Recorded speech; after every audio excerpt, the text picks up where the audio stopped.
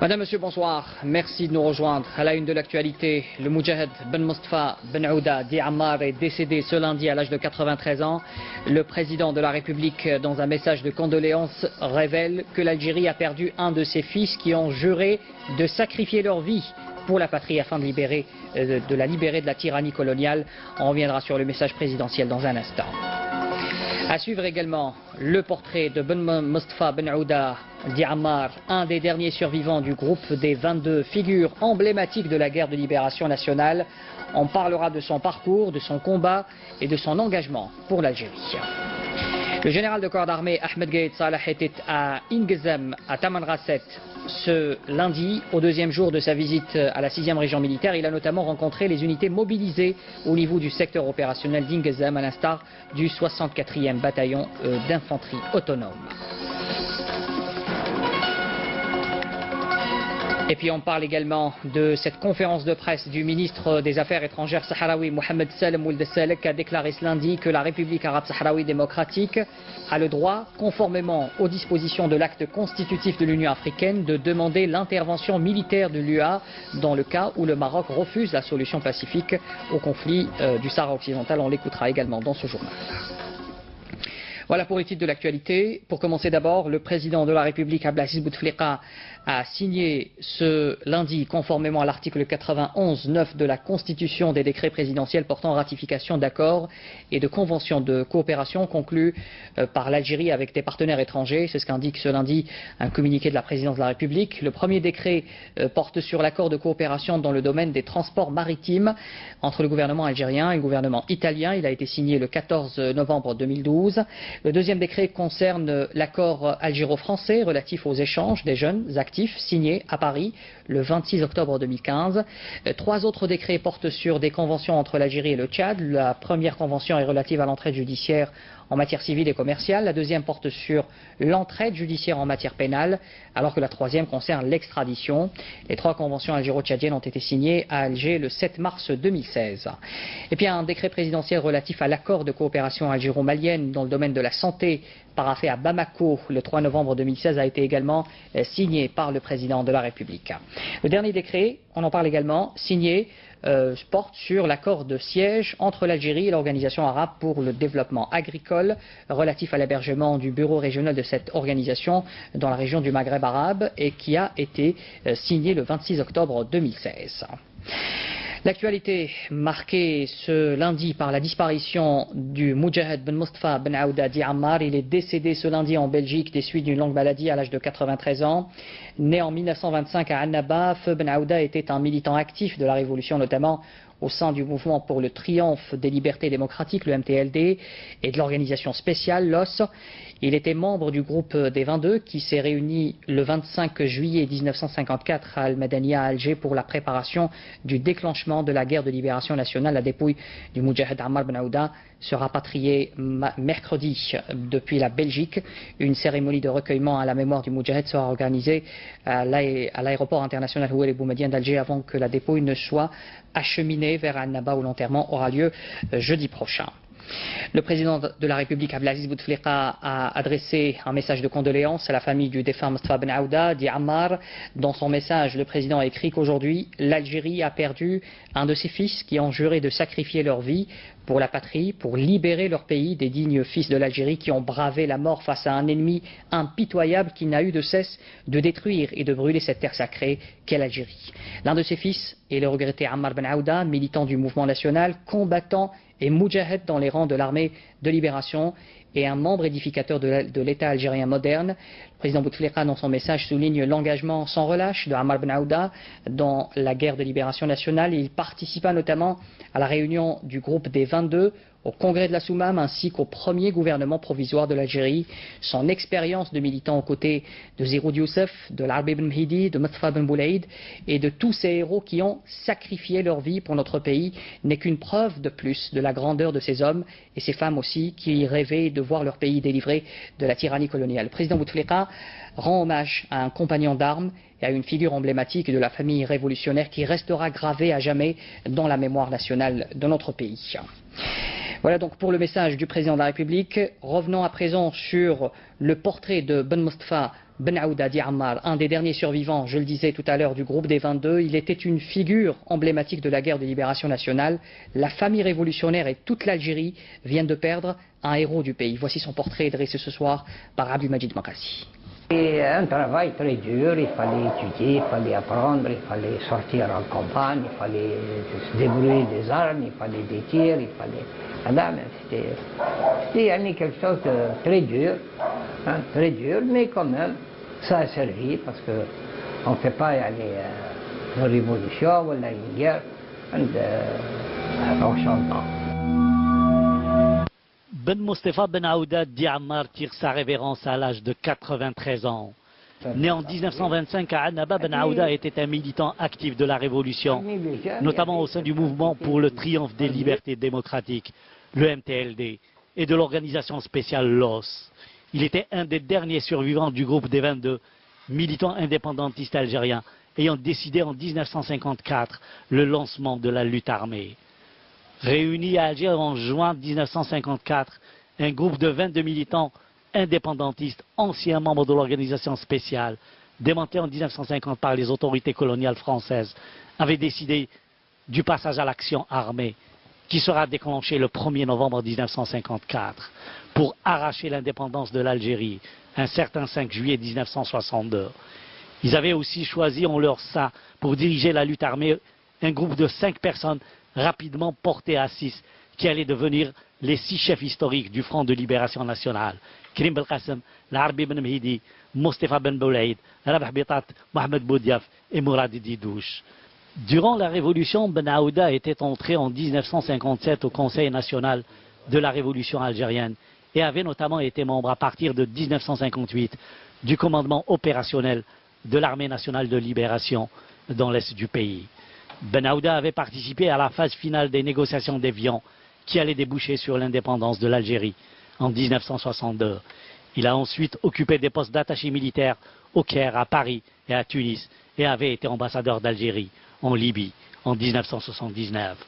Avec la disparition d'Ammar Ben Aouda, il ne reste en vie que 2 membres du groupe des 22, Abdelkader Lamoudi, né en 1925, et Othman Belouizdad, né en 1929.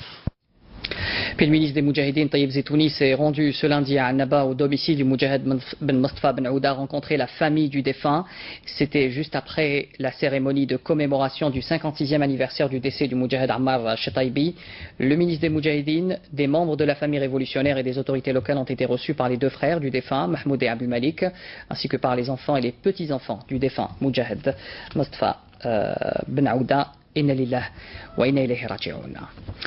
Dans le reste de l'actualité, le Premier ministre Ahmadou Yahya a eu ce lundi un entretien téléphonique avec son homologue du Niger, Brigitte Rafini. C'est ce qu'indique ce soir un communiqué des services du Premier ministère. L'échange a permis aux 2 responsables de se féliciter d'abord de la qualité des relations de fraternité, de bon voisinage et de coopération qui existent entre les 2 pays conformément aux orientations de leur président, Abdelaziz Bouteflika, et le président Mamadou Issoufou du Niger.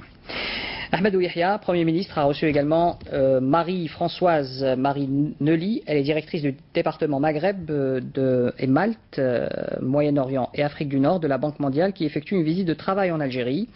L'audience s'est déroulée en présence du ministre des Finances, Abderrahmane Raouia. Et puis l'actualité marquée aussi par ce 2e jour de visite du général de corps d'armée Ahmed Gaïd Salah, vice-ministre de la Défense nationale, chef d'état-major de l'armée nationale populaire. Il était aujourd'hui à Ingezem, toujours à Tamanrasset, pour cette visite à la 6e région militaire. Il a notamment rencontré des unités mobilisées au niveau du secteur opérationnel d'Ingezem, à l'instar du 64e bataillon d'infanterie autonome. Le compte-rendu de cette journée avec Kamel Messaïd. Le général de corps d'armée a suivi lors de l'inspection des unités des exposés sur leur mission au sein de cette région sensible et a examiné de près leurs différents équipements et infrastructures. Il a également visité le mur frontalier de sécurisation à 500 mètres de nos frontières avec le Niger, comme il a donné un ensemble de directives et d'instructions réitérant à chaque station de sa visite sa reconnaissance et sa gratitude envers ces hommes qui ont prouvé qu'ils sont dignes de la responsabilité pour poursuivre le parcours de la préparation du corps de bataille de l'armée nationale populaire, du développement et de la modernisation de ses capacités que pour lutter contre les restes du fléau du terrorisme dans toutes ses formes et ses ramifications criminelles. L'excellente image qui orne aujourd'hui l'armée nationale populaire en termes d'état prêt au combat, de compétences opérationnelles et de cohésion professionnelle et fonctionnelle entre ses différentes composantes et formations découle assurément de sa disponibilité permanente, jour et nuit, pour faire face à tout danger. Le général de corps d'armée a affirmé que les éléments qui veillent à la sécurité de nos frontières nationales sont faits de la même terre que celle des hommes qui ont donné à l'amour de la nation son véritable sens et ont prouvé effectivement sur le terrain que leurs cœurs continueront à battre au rythme de la fidélité et de la loyauté envers leur pays, l'Algérie. Tels sont les rangs éminents atteints et qui n'ont nul besoin de preuves, car le terrain en témoigne. Et les résultats réalisés sur plus d'un échelon viennent confirmer la réputation que nous avons pu fonder grâce à Dieu le Tout-Puissant et à l'appui indéfectible et le soutien permanent dont jouit notre armée dans toutes ses composantes de la part de son Excellence, Monsieur le Président de la République, chef suprême des forces armées, ministre de la Défense nationale, motivant davantage notre armée à poursuivre ses efforts, à les concrétiser sur le terrain et à faire aboutir les objectifs de véritables réalisations. À l'issue de cette rencontre, la parole a été donnée aux cadres et personnels des unités de la région qui ont réitéré leur entier engagement, en toutes circonstances, à préserver l'Algérie et le legs de nos valeureux martyrs de toute menace. On parle également de la lutte contre la criminalité organisée. Grâce à l'exploitation efficiente de renseignements, un détachement de l'armée nationale et des éléments de la gendarmerie nationale ont arrêté hier 5 narcotrafiquants. Ils ont saisi également 85,6 kg de kiff traité à Oran, alors que des gardes frontières ont saisi à Tlemcen 4 915 comprimés psychotropes. À Batna, on apprend également que des éléments de la gendarmerie nationale ont intercepté un individu. Il avait en sa possession 2 armes à feu, une quantité de munitions, une paire de jumelles, tandis que 13 immigrants clandestins de différentes nationalités ont été interceptés à Bachar, Larwa, Tlemcen. Également, ajoute le communiqué du MDN. À partir de Batna, le ministre de la Justice, garde des Sceaux, Taïeb Loh, insiste sur l'importance de poursuivre les réformes dans le secteur de la justice. Suite aux instructions du président de la République, Abdelaziz Bouteflika, Taïeb Loh a inspecté toujours à Batna plusieurs infrastructures relevant de son secteur. À la daïra de Saliana notamment, où il a prêté une oreille attentive aux préoccupations des citoyens sur place. Écoutez sa déclaration.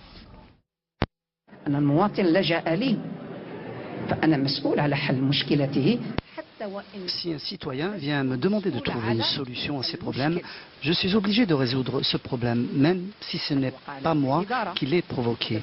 Le citoyen aurait pu rencontrer un problème avec l'administration, ou une erreur avec les impôts, ou être victime d'un abus de pouvoir, ou lésé dans ses droits. Donc, un tel comportement met en confiance le citoyen et le rassure. La ministre de l'Éducation nationale, Nouria Ben Ghabrit, a poursuivi aujourd'hui sa visite de travail et d'inspection dans la wilaya Tizi Ouzou. Elle a procédé à la pose de la première pierre de plusieurs projets. On fait le compte-rendu avec Naïma Haouch. La pose de la première pierre de plusieurs projets d'infrastructures éducatives a été posée par la ministre de l'Éducation à Tizi Ouzou.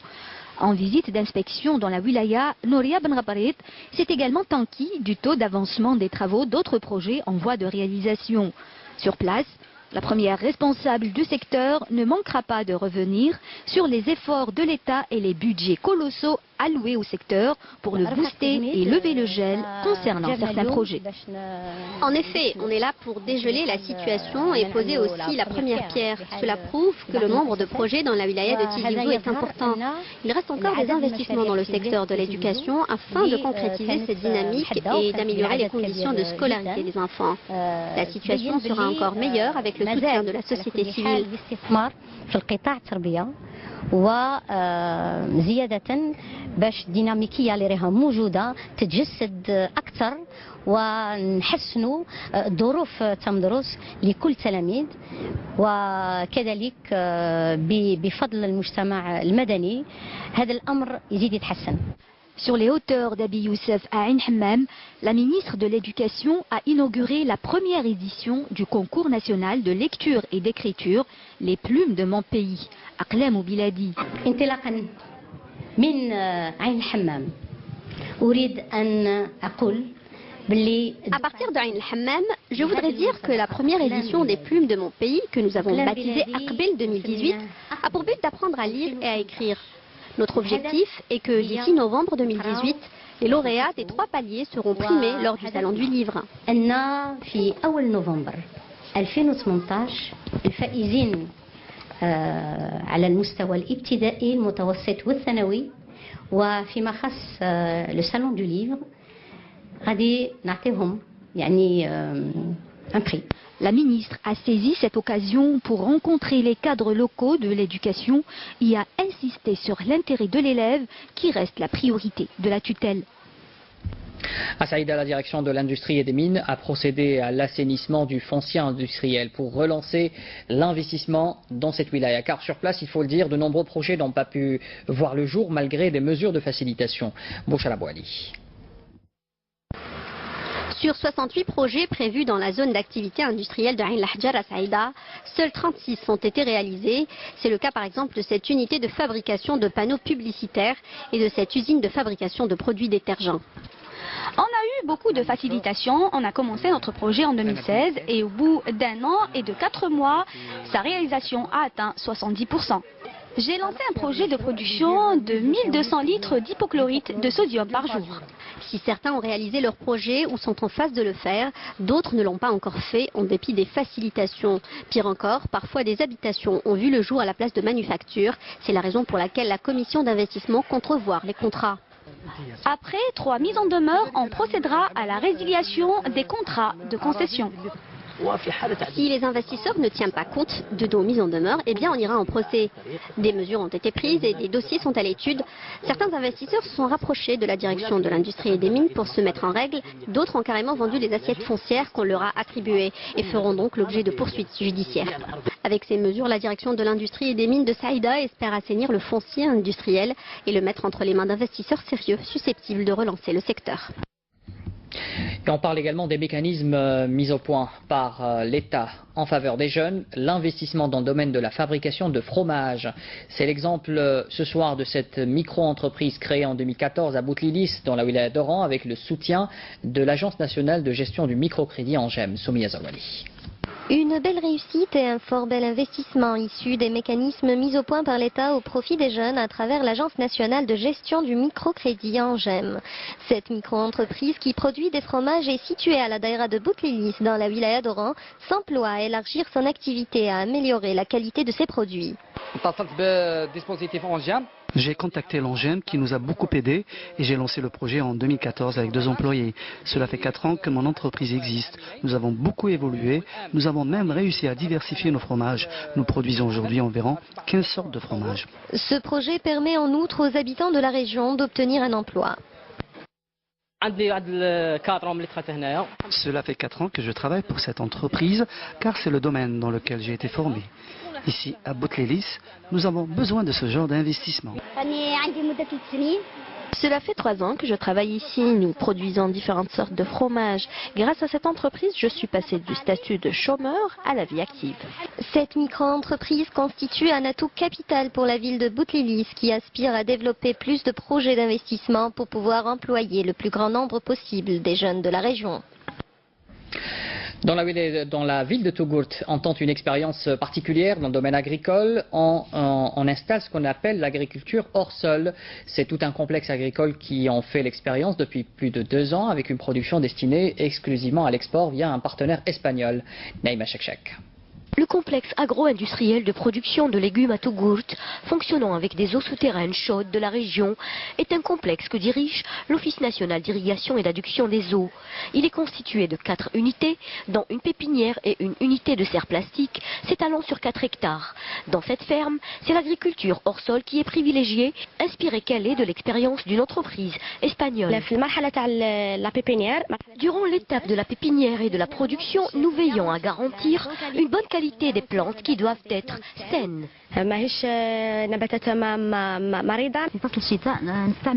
L'hiver, nous utilisons des eaux chaudes pour réchauffer les serres.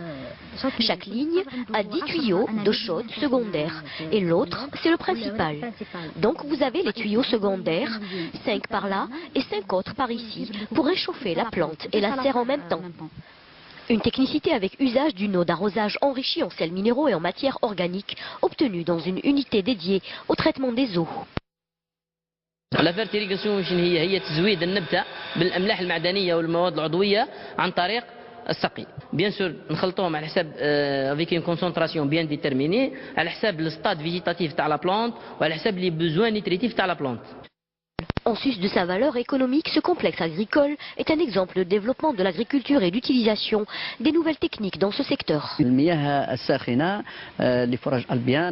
Les eaux chaudes qui proviennent des forages albiens peuvent être utilisées comme énergie renouvelable. Nous pouvons utiliser la géothermie dans ce complexe agricole.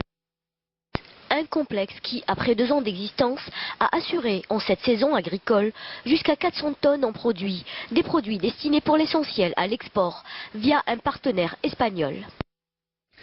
Dans l'actualité à l'étranger, le ministre des Affaires étrangères sahraoui, Mohamed Salem Ould Salek, a déclaré ce lundi à Alger que la République arabe sahraoui démocratique a le droit, conformément aux dispositions de l'acte constitutif de l'Union africaine, de demander l'intervention militaire de l'UA dans le cas où le Maroc refuse la solution pacifique au conflit du Sahara occidental.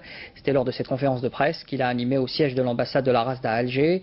Le ministre sahraoui a expliqué que dans un tel cas, l'UA a considéré que le Maroc refuse la solution du conflit opposant les 2 pays, membres par la voie pacifique. Certainement, la RASD, l'UA, les Nations Unies et d'autres pays tireront les conclusions nécessaires. Je vous invite d'ailleurs à écouter sa déclaration faite ce matin. Le gouvernement sahraoui considère que le Maroc doit respecter la volonté exprimée par les dirigeants africains lors du 30e sommet de l'Union africaine, afin que son adhésion à l'Union, ce que le roi Mohamed VI, roi du Maroc, nomme le retour à la famille institutionnelle, vise à renforcer les rangs parmi les pays africains et participer à la paix, à la sécurité et au développement du continent, au lieu de semer les germes de la discorde, de la déstabilisation et de la séparation au profit d'agendas étrangers qui visent à affaiblir l'Afrique et diminuer son prestige à l'échelle internationale.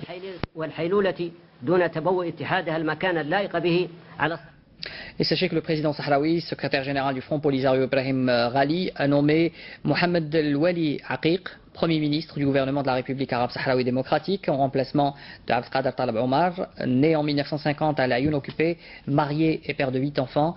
Mohamed El-Wali Aqiq est l'un des premiers militants à avoir rejoint les rangs du Front Polisario. Fin de ce journal, un rappel des titres avant de vous quitter.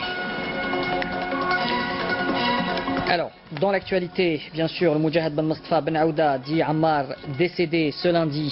Le président de la République, Abdelaziz Bouteflika, adresse un message de condoléances. Il révèle que l'Algérie a perdu un de ses fils qui ont juré de sacrifier leur vie pour la patrie afin de la libérer de la tyrannie coloniale. Nous avons suivi également un portrait de Ben Mustafa Ben Aouda Di Ammar, l'un des derniers survivants du groupe des 22, figure emblématique de la guerre de libération nationale. Nous avons parlé de son parcours, de son combat et de son engagement pour notre pays. Le général de corps d'armée Ahmed Gaïd Salah était à Ingezem ce lundi, toujours à Taman Rasset, au 2e jour de sa visite en 6e région militaire. Il a notamment rencontré les unités mobilisées au niveau du secteur opérationnel d'Ingezem, à l'instar du 64e bataillon d'infanterie autonome.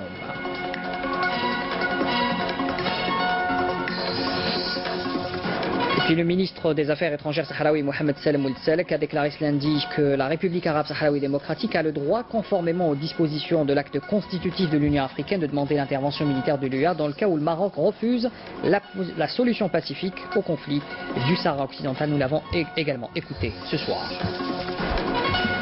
Fin de ce journal, merci de l'avoir suivi. Pour l'information, retrouvez demain à midi Amina Zahouf pour le journal de 12h. J'aurai plaisir de vous retrouver à 19h. Et puis ne zappez surtout pas l'émission Dans le Champ, présentée par Nabil Kitouni, est à suivre juste après ce journal. Au revoir.